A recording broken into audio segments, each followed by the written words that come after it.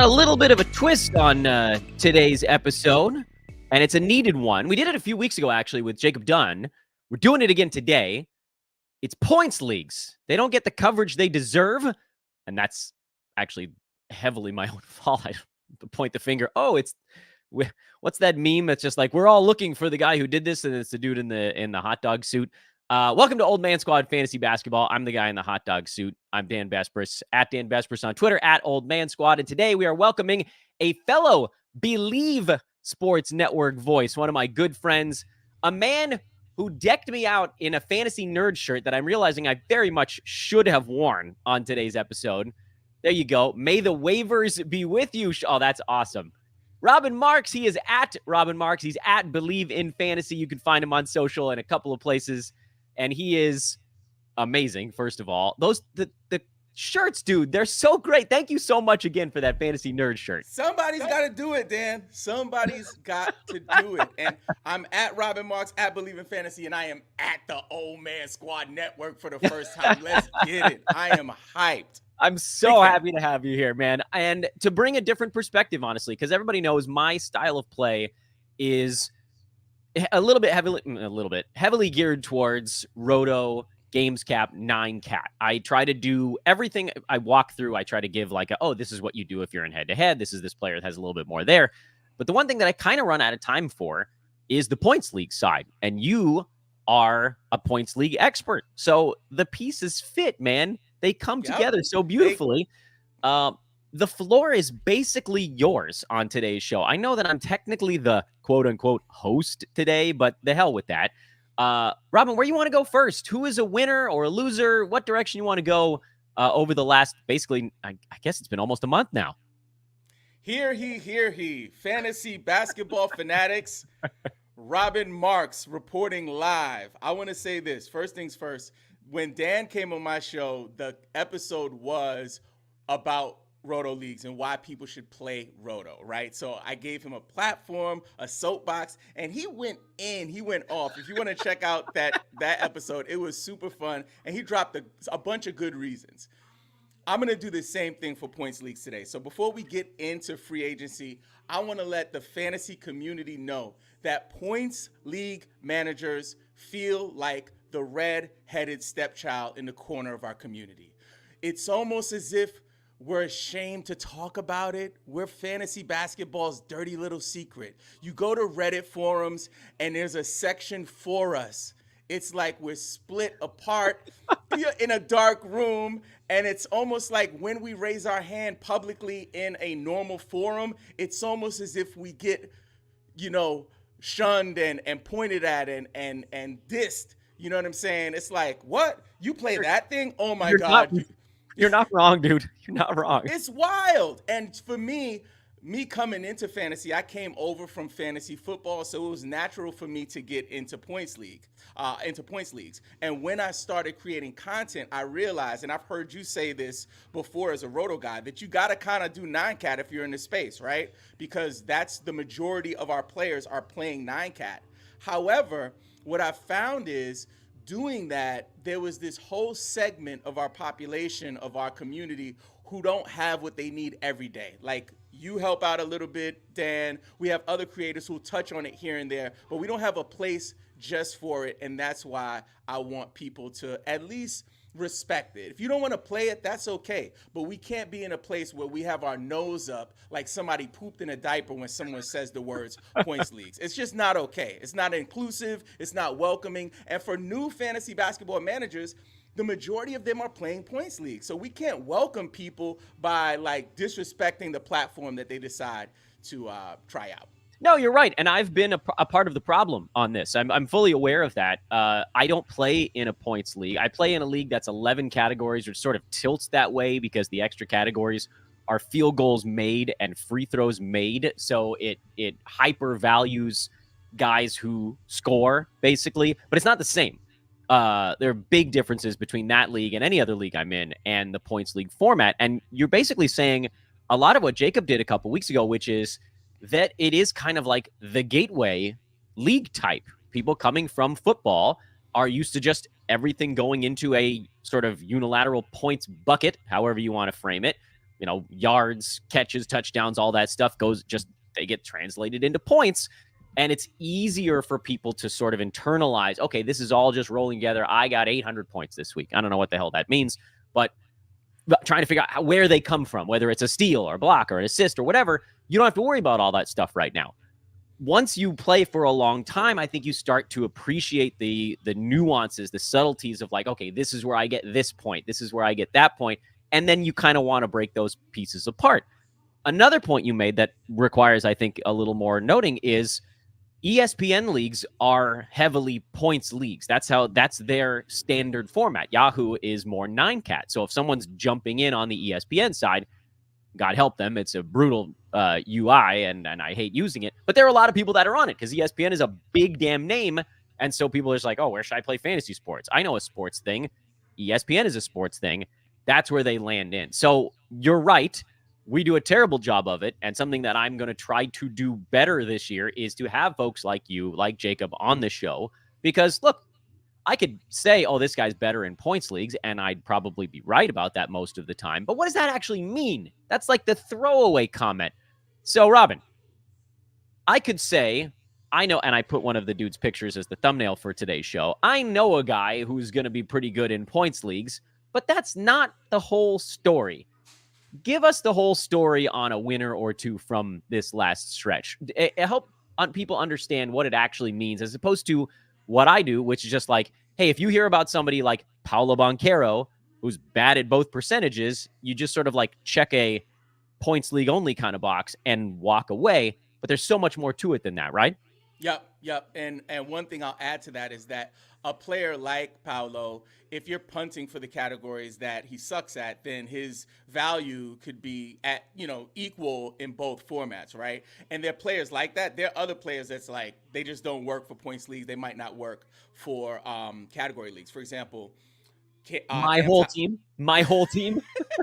So RJ Barrett is one that doesn't work, right? Like, he doesn't work for category leagues really right. well. He's okay in points leagues. Cam Thomas, our poster boy here, right? He is someone that I'm kind of out on him in real life. It's just not my brand of basketball. And for fantasy, because of his inconsistency in points leagues, even though he'll have explosive, huge, performances, the consistency piece is something that just didn't work well for me. Now, with the departure of Mikal Bridges, everyone is hyped about Cam Thomas. They're like, okay, he finished last year 78th in points leagues. I think he'll do better than that this coming season. I don't know if it's going to be by much, and I don't know if it's worth the headache, and I'm not reaching for him. So right. I do think he is a winner from this past free agency, hustle, but I don't think it's the kind of increase in value that would warrant reaching for him too far beyond what he did last year. Will he have a bump? I think so, but I don't think it's going to be something where we're looking at Cam Thomas as the best version of himself every night because of the inconsistency. So where would you want to go? I picked a player who I knew was going to take a lot of shots this year for the thumbnail. You and I hadn't talked about anything. Where do you want to go for some of the winners? Well, let me start with my biggest winner and one of my most coveted fantasy basketball asset in all dynasty. I'm talking sleeper locked in mode dynasty. I'm talking points leagues, ESPN, wherever you play. This guy is like a darling for me. I'm talking about Jalen Johnson from the Atlanta Hawks. Like, I have a man crush on this guy, man. I probably had 2 or 3 thumbnails last year and episodes named after the guy because I just could smell it. Like, he's one of those players that you grab off of the waiver wire and you end up holding and you could win your league. We talk about league winners. People say it's not a thing. It can be a thing if it's the right person that you get for free. Now, the year after, when a player does well like that, and we've had a bunch of them over the years. I remember Hassan Whiteside, for example, was somebody that you grabbed off the waiver wire, and then he was like doing 20 and 20 every night. Even Nikola Jokic, when he had a breakout, he was like not someone people were drafting, and then all of a sudden he took off, and then he became a top fantasy asset. Jalen Johnson, I believe, is going to have a similar story. I believe that's one of the reasons I'm here in the Atlanta area. I'm following what's happening with the Hawks a lot. I believe that's one of the reasons why they were comfortable with moving on from DeJounte, because they have some firepower in this young guy and creating opportunities, more usage, more shots. I think his ranking last year, actually, according to hashtag basketball, was 55th. He finished really high for a waiver wire guy, right? Like he's definitely draftable. We all know that. But check this out.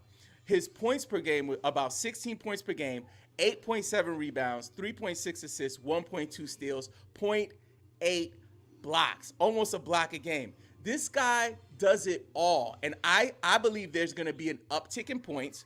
If he can get to 18, I think that's great. But I think the real opportunity, Dan, lies within the defensive stats. If he can get that 0.8 blocks per game up over block, right? Maybe 1.2, 1.3. And then if he can get the steals up to 1.5, he is going to absolutely crush. He could finish in the top 25.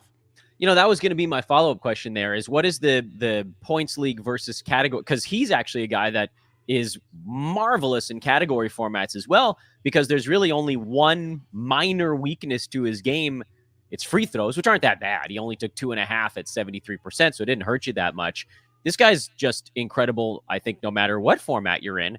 So how high are you willing to go to draft him? I said, you mentioned top 25. Would you draft him at the beginning of the third round? I don't know if I do that. I don't know if I do that because for me, I'm a pretty safe player. Like I swing for the fences at the back end of my draft. I never swing my first 5, 7 rounds. I am like a fantasy choir boy. I'm like, yo, give me the guys that I know. Why is that not your Twitter handle? Like, give me the guys that have produced and I've seen them produce. The swinging for the fence, like early, is just not my brand of drafting. It probably hurts me in a lot of spaces. There's some people that I have to leave a draft with. He's not there yet, but I'd probably look at him in the top of the 4th, maybe middle of the 4th. I'm a little worried. I'm a little worried we might have to go sooner if we want him because of all the things you just talked about. Everybody saw this guy explode through the gates, and they're like, oh, he took 12.5 shots a game last year with no DeJounte. Does that go up to 14 and some odd? Like, you look at him and you're thinking the sky's the limit. The question is it happening right this second or not? This is actually, I'm glad you brought him up because this is a guy that I've been sort of kicking back and forth in my own head. I'm glad I don't have a draft going right now because, like, you could make a reasonable argument that with a little bit more usage, he plows into that early third round. But understanding, is the ball going to be in his hands more, really? Or is it going to fall to a guard with DeJounte gone? Like, who's going to be the guy besides Trae Young initiating on that team? And I don't know if we know yet. But I believe a lot of people are going to say it is Jalen Johnson, and I think we're going to have to pay a steep price to get him, don't you? I do believe you will, based on who you're drafting with, right? So, like, if you're in a league, expert level league, or even a group of guys who've been playing for a while, yes. If you're new to fantasy, likely with your office buddies, first or second year, guys are not checking for Jalen Johnson. We've been conducting points league mock drafts on my channel over the last few weeks, right? Nice. Our last draft, Jalen Johnson went 91st. What? 8th round. Mind you, it's not because guys don't know how to draft, because many of my community members are there, like coming over, right? So we had a full house. It was humans that we were drafting against. No auto drafting. Here's the catch. At this state, right? Currently, where his projections are, or his average draft position right now at ESPN, he's down in the mud. You got to go dig for him to bring him up. So people, you know how people are. They're not like doing their they're going to go by what they see. They're going by what they see. So this is an advantage for people who listen to this kind of stuff, right? The fantasy sickos who are listening to me, listening to Dan, like on your way to work, like I got to get ready for fantasy in in July. If that's you, by the time the draft rolls around, if there are still those inconsistencies, especially on ESPN, where they don't get to it until late. They don't make adjustments. There's all kinds of stuff. And even Yahoo, to be quite honest, Yahoo is a bit of a, a mess as well when it comes to getting their projections and everything right. So again, I think that you will have to reach for him if you're in a highly competitive league. I think for the novice or beginner leagues, it's going to be right picking. You could get him later and still, clean up. We're talking to Robbin Marx here on today's Old Man Squad Fantasy Basketball Podcast at Robbin Marx on Twitter, ROBBINMARX. You can also find him at BLEAV in Fantasy. That, of course, is also the name of your incredible podcast that you were kind enough to have me on. I'm torn here because I have an Atlanta follow-up, but I know you've got other names you want to talk about. A quick Atlanta follow-up. Quick Atlanta follow-up. What do you think about Dyson Daniels? Is he going to get to play? I don't know. I think that for me, a lot of it when we have, adjustments, changes, with these kind of off-season moves and stuff like that, the biggest thing for me is I need to see it before I believe it. And that's what I say when I'm drafting. That's what I say when I'm making calls. So I honestly need to see something before I believe something there. At Fantasy Choir Boy is still right there for the taking for you, dude. I don't know. Let me search. I was about to do that too. Twitter.com/Fantasy Choir Boy is. This account does not exist. Yes. It doesn't now. I think I might make a burner account today. Like, I'm trolling. Please get that. Oh, man. You're going to get some weird follows on that account, though. Okay, where do you want to go? Where do you want to go next? The next guy. So that was my number one winner, like the big winner for me. That's like I'm crazy about him, right? But let's move on. He's going to be so much fun to watch all year. Like, yes, you've got that factor too. The like joy to watch. Queue up your league pass and just watch Jalen Johnson rack up stats. Sorry, next name. We might just we got to switch that thumbnail out. But let me talk about my next guy. This one is an oldie but goodie.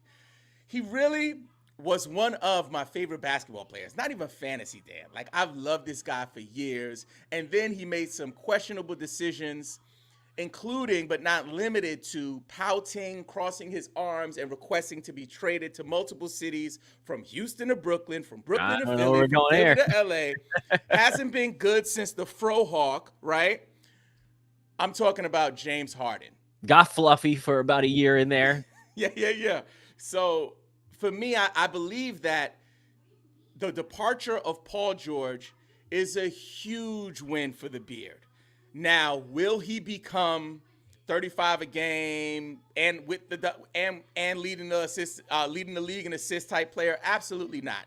However, last season, James Harden averaged 16.6 points per game, 5.1 rebounds a game, 8.5 assists per game. Kawhi was banged up a lot last season, which he normally is, right? I expect that will be the case again, right? And I think with PG-13 leaving town, like, man, I bet James Harden is licking his chops, ready to, like, distribute the ball. That will increase. I don't think he'll average 8.5. I think that'll move up a number or two. And I think for his points per game, that will also increase. So that's somebody I'm keeping an eye on. He finished the season for points leagues last year at 43. So I think he'll outperform that by a few spots. That's interesting, too. He was someone that was actually ranked higher on the category league side, which I guess surprised me a tiny bit because you don't think of Harden as a guy who excels in the or I'm trying to think of the right way. Like, it seems like he should be okay in points leagues because his field goal percent is generally pretty low. His turnovers are usually pretty high, but he was actually number 26 in 9-cat last year. How high do you think he goes? Because he's someone, at least on the category side, and I don't want to steer the show that direction. I want to be able to focus on points leagues, but like easily rolls into the middle of the second round on the category league side with just a little bit more stuff in his bucket. Where do you think, how far can he jump on the points league side? I think for name value, because of name value, that he might go a little higher than someone that folks are not too familiar with. So that's one thing, especially with new players. I'm trying to just see if I can see where he went in that draft we did the other day. I can't seem to find that would be really name. Interesting. Let me see if I can pull it up. But if he's going in the second round in category leagues, I would take him all day. But again, I don't know how that translates over for you. So here we go. So last year he finished 43rd in points leagues. This is a points league draft, right? Some people in mock drafts, you know, especially on Yahoo, it's hard, right? You're like, what is this? Is this a points league? Is this, you know, ESPN is very clear. Points league, category league, and so on. He went 33rd in this mock draft. So third round. Yes, and this is a 12-team mock draft. So for me, I'm okay with taking him at the top of the third, middle of the third. Some of the guys in that area, Steph Curry, Kyrie Irving went in the same area. Kawhi Leonard, I'm definitely taking him before Kawhi Leonard. I don't know if you know this or not. I am officially allergic to Kawhi Leonard for fantasy. My heart has been broken so many times, and even though he played a bunch last season, right when you needed him, he wasn't there. And that for me is the story. So I tried. It's always a discount, you know, like I'll get it because if he plays, it's going to be a big, you know, it's a leverage play. Anyway, back to Harden. I would definitely take Harden in the third. I don't know for points leagues if I would take him in the second. Definitely middle, maybe late third. We got a question that came in from the chat. Not a question, I guess, but a player that folks are interested in. Matt asked about Jalen Green. How does he translate over to the points league side in Houston? People are crazy about him in points leagues. Like, very similar to Cam Thomas. He is a bit of an inconsistency play. That's one thing I don't like about him. He can go off, though. We've seen him. I think he did like a 50-point game or something, a 40-point game in his career. He had a really big game once. I think it was he's great season. In the month of March. He's outstanding, and every other month he's kind of a turd.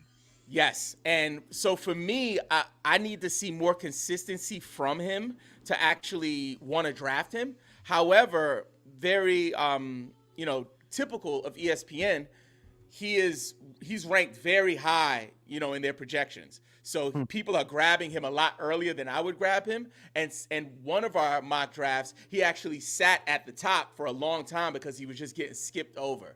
So for me, for points leagues, I definitely would take Jalen Green for the right price, but I'm not like reaching for him right now, especially considering, Houston's roster build. It's wild. It's like 2s and 3s. It's like a daggone Michael Jordan jersey. Their roster. It's like everyone is a wing, everyone is a guard, and it's like who's gonna play? So whoever's better. Yeah. One thing I like about Ime Udoka is that if people are showing up, he'll play them, rookie or vet, it doesn't matter. So that's one thing that I like. So Reed Shepherd, it was cooking in Summer League. So for me, I wouldn't reach for Jalen Green yet. He hasn't been anointed yet. So once he gets there and we know he's the guy, the choir boy will hold. All right, give me one more winner. One more winner before we get out of here. I think I'm going to be spicy. I got a couple, but I'm going to go spicy. Many will disagree with this. Many will disagree with this. All right. I'm getting ready to fight you. Yeah. My next winner is Paul George. And I'll tell you why. Okay. In his entire career, Paul George has never had the opportunity to be the third option. Some could argue that he's never really had the opportunity to be the second because Kawhi was never really around, right? So what does that do for him? He finished for points leagues at 45. He averaged 22.6 points per game, 5.2 rebounds, 3.5 assists, and 1.5 steals, right? One thing about points leagues, most default settings heavily weight defensive stats. The same way in a category league, those categories are important because it's harder to get them. The same thing exists in a points leagues format. I believe that Paul George will be called upon to be that lockdown defender. I believe his defensive stats will increase. I also believe because there's a Joel Embiid that we're going to be running the offense through, that his 3.5 assists will also increase. And again, in points leagues, assists are heavily weighted. So I believe that will make him more valuable. I think he's going to definitely finish higher than 45 this coming season. All right, see if you can I'll play a little devil's advocate on that one because why not? typically when guys see their usage go down, their fantasy stats go down as well. What makes this different? I think what makes this different is that his efficiency will increase because he's in a position where the ball doesn't always have to be in his hand, right? And also, I think that the role that he's going to be asked to really fill is going to give him new ways to create fantasy value. Again, leaning in on the defensive stats. I think for points league specifically, people look at it like, oh, it's a points league, so you got to score points. Actually, the points are for everything, right? So I think if he can keep it at 21 points a game, even taking a hit there, I'll trade in a points type that is not weighted as heavily as the steals or the blocks, even the assists, if he can increase those. So that's why I believe, despite usage going down, his minutes aren't going to go down, right? He might not have the ball in his hands, but he'll be on the floor. And if Paul George is on the floor, he'll give you some fantasy value. We're almost done. Finishing up with Robbin Marx of BLEAV in Fantasy. Quick question on the points league stuff again. That's less player related and more strategy related. You said something during your last answer that turned a light bulb on for me, and I wanted to follow up on it. And that is that a lot of folks, when you think about points leagues, you just think, I want a guy who scores a bunch of points. But you said that's not true because of how things are weighted. So does that then give you a little bit of an advantage in your points league ability and strategy? Because a lot of people do play a way where they're just like, oh, I'll just take the guy that I think is going to take a bunch of shots, and you can get your value elsewhere. Absolutely. And don't get me wrong. I like to look at what the numbers say. In fantasy, in general, that's most folks who do fantasy like numbers. You don't have to be really good at numbers. You just like to see like, oh, you remember back in the day when we like read newspapers, we would go check the box scores and be like, man, like that? Papa, tell me about what that is. You pull out the newspaper, kids. Hey, kiddies. Pull out the newspaper, and you would look at the box scores just to take a look. That was my entertainment. So most folks who are into fantasy have that feeling, or like look for that feeling, I should say. So when it comes to the points league format, if you make sure you are fully aware of your league settings, because people are doing crazy stuff in points leagues when it comes to, I mean, like, you will get an extra 5 points for like a triple double. You'll get, how do you keep track of all this stuff? That's the thing. I recommend people to just keep the settings default, because what it does, it creates a space where we can talk about it, and it's a level playing field when we're talking about it, especially people in our Discord community. So I tell them like, hey, when they ask, what should I do? How many points should I give for a double-double? None. Don't do that, right? But people are wild. I saw a league a couple of years ago. I think for a triple-double, they were given 10 points. So now in my draft, if I'm drafting, I'm looking at Nikola Jokic like crazy. I'm looking at Sabonis, these kind of folks. So the settings are really the key for points leagues, to know what your value is for each different category, so that way you could clean up in the draft. Oh, it's brutal when you get those big settings changes before the season starts. And it takes like 2 months to figure out how to adjust to a lot of them, even for those of us that are the maximum level degenerates on this. It takes time to figure it out. So I'm inclined to agree. For the most part, even on the category side, you leave a lot of those settings the same. You don't need weird categories mixed in. If you want to try some stuff, do like a side league like that. But yeah, that's a big part of it. Matt, by the way, in the chat room, before I let you go, Robbin, mentioned that Nikola Jokic went at 3 in the draft that you ran. Who are the top 5 going in most points leagues draft right now? Like, who went top 5 in yours? I need more data, but from our last draft, because I have it pulled up. Yeah, pull it up. Nikola Jokic went first. Victor Wembanyama went 2. Luka went 3. Giannis went 4. Joel went 5. Let me pull up the other one. Let me Interesting. Giannis at 4. Listen, and it's not about the free throw thing, because obviously you can downweight those in points leagues. Giannis just hasn't been I guess I guess he played 70 some odd games last year, but they tend to rest him for 10 to 15 games most years now. That's an intriguing one. Yeah, I think it's a name. It's back to the name. My daughter's is jumping in, Dan. Is that okay? Oh, Say hi. beautiful. Say hi. Hey. Give me 1 second, all right, baby? It's She's like, I'm amazing. hungry. I'm gonna get off right now. Yeah. Don't- All right. I'm Yeah, gonna feed you. I'm gonna feed you. that's right. You're getting the graham cracker in just a sec.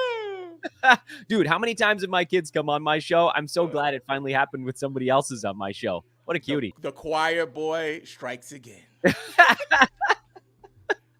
We got to do more of these, man. Yeah, we do. Oh, Lord. I forgot what I was asking you about. Oh, the top whatever. Okay, yeah. Yeah. So Giannis, I think, was a name value play. So, like, again, people hear the name, see the name, and they're familiar with it. I believe that in that draft, he's lower. He's way lower according to ESPN. They reach for him there. Somebody went and got him. Awesome. All right, Robbin, go feed your kid. He is Robbin Marx. He is at BLEAV in Fantasy. He is at Robbin Marx. He is the man.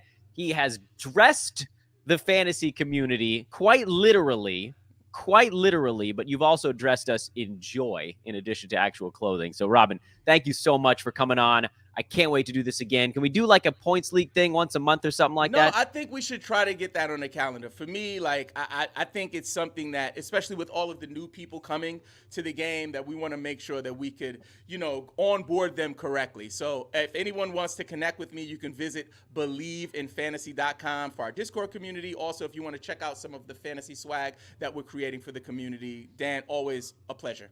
Oh, got to get the swag, man. I love that shirt. They are amazing. Robbin, thank you so much, my man. Peace. That was the man, Robbin Marx. Love that dude. We got to do this again more often, and we will. And I say this, I know I've said it like 15, 20 times, so I'm going to say it 15 to 20 more, or basically like once a day for eternity. One of the big reasons that I wanted to start this Old Man Squad network was to have guests more often. That's been a big part of my joy in doing these podcasts. And I used to have a ton of them. I don't know if you guys remember, like the very beginning of Fantasy NBA Today, 2017, roughly, like through COVID, we had tons. And that number really did peter out towards the end. And it's something that I badly wanted to adjust and fix. And so it's been really cool to talk to folks again that I hadn't talked to in a while. And then with Robbin, I was on his show, but now to get him on ours.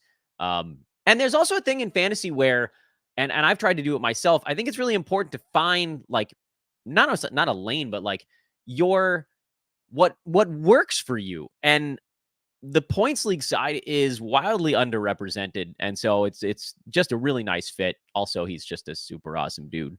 What's coming up the rest of the week here on Old Man Squad Fantasy Basketball? Tomorrow, we don't have a guest. I talked about guests here for the last 90 seconds, and then I don't have one tomorrow. But we got a lot of teams that still need to be covered. I think we're only 7. Oh, Lord, Dan, you got to pick up the pace. I think we're only 7 out of the 30 teams previewed.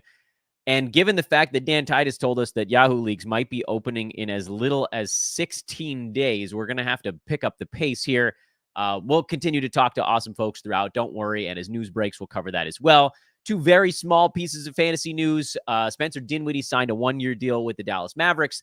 That will likely not be fantasy relevant unless perhaps both Kyrie and Luka are out. Otherwise, Spencer's kind of dialed back the fantasy relevance. He's more of a role player type. Reggie Jackson was waived by the Hornets and intends to sign with the Philadelphia 76ers, who I think also, did they bring in Campaign lately? They got plenty of guards out there. I don't think Reggie's going to be doing a whole lot. So, fantasy news, not really fantasy relevant. Anywho, thank you so much, everybody. I probably should have said this earlier, but please take a moment to hit the like button, subscribe, all that good stuff. We have seen a really nice uptick in after the fact listens, and all, like, just seeing the numbers start to bounce a little bit has been heartwarming, said the guy who decided to launch a fantasy network in the dead of the basketball offseason. Oopsies. That's fine, though. If we really got leagues opening in 2.5 weeks, you can bet your butt we're going to be doing a whole lot of stuff then. One big additional thank you to Robbin Marx for coming on. Believe in Fantasy is the podcast. It's also a Twitter handle. He is also at Robbin Marx on social. I am Dan Vespers. Have a great rest of whatever day it is. I think it's Tuesday. I've lost track. My wife had COVID for a week. She's fine. Everybody's good, but the days run together. See you guys tomorrow, everybody.